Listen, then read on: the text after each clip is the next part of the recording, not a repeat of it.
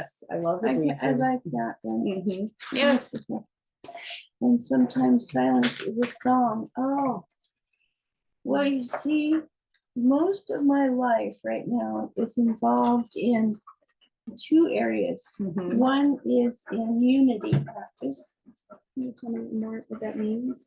So, Patricia Albere wrote a book, Evolutionary Relationships. And I had been practicing with a friend of mine this practice, which I called unity, in which we both were able to reach a state of vulnerability that actually allowed for the other person to come in fully and allowed me to come in fully and to I just see it as sort of this cauldron that we pour ourselves into, and in there we like swirl, and our energies sort of snap off of one another, and we feel this synergistic explosion of possibility and expansion. And that's why it's really hard for me to get into the details of the timestamps and shit. Fuck it. Fuck that. I am looking for unity partners. Mm-hmm. I'm looking for people who would like to spend an hour. Mm-hmm.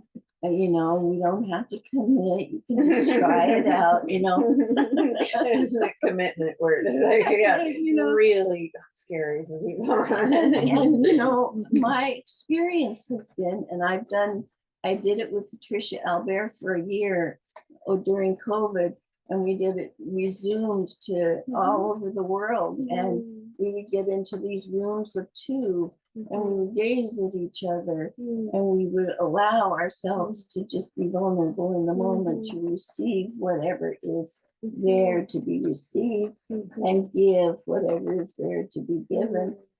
It's just the most powerful.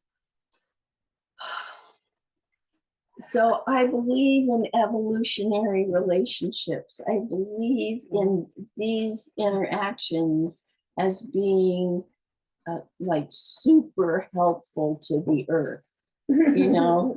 Just really, you know, this is the transformation that the earth has going on.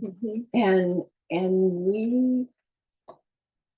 we're just a big part of that.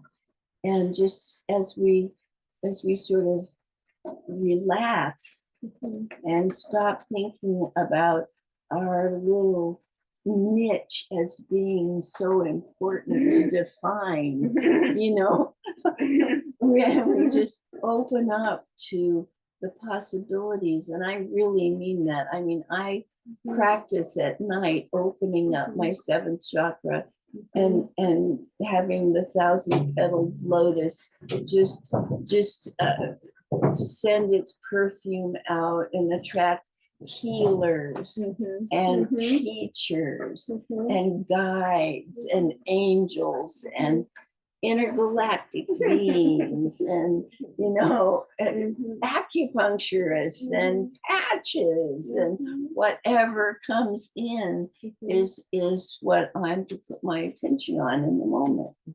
And that's sort of how I've been living my life.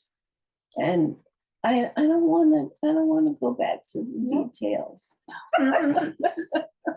Can I tell you? Oh, okay. Okay. Are you finished? I'm sorry. I don't. Yeah. Can I color while you? Please do. Please do. Talk? Yeah. I don't know if you could tell. I was almost crying because not only is what you were describing just obviously so beautiful, and I can tell how passionate you are about it. And like I was saying earlier, I speak to a lot of different people in a lot of different walks of life, different parts of their life, and every one of them is asking for that. Every one of them is aching for that. Yeah. Not everybody knows how to verbalize it. Not everybody knows how to say what they're looking for, but what you just described is what they're looking for. It is. And, you know, I really feel I've been doing this now since the pandemic. Well, Mhm. before the pandemic, because Vincent and I started before the pandemic, and we were just reaching for just unity, you know. We didn't really know each other. We didn't really, we didn't run in the same circles or anything, but there was just this willingness to be vulnerable, I think, is the number one drawback. Because people are not willing to be vulnerable all the way. And really, I'm telling you, there's really nothing to hide. So it's like vulnerability feels like, you know, you're letting down your guard and you're allowing the beauty of the universe to fill you, and you're not afraid of you know, wicked entities or anything, because you're holding yourself at such a high vibration that those kinds of things would never drop into your awareness. And so They can't even see you. no, no. And so my goal is to practice unity with at least one person a day, you know, because it is magical. It's just, there's no other way to put it. It's like swimming in pure love, you know.